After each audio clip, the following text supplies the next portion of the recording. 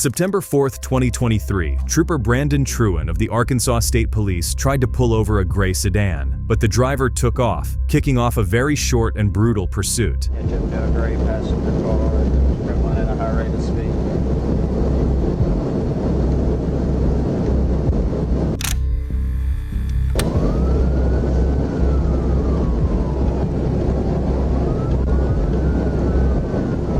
As the trooper accelerated to catch up with the speeding vehicle, he failed to avoid a biker who was trying to move aside to let him pass.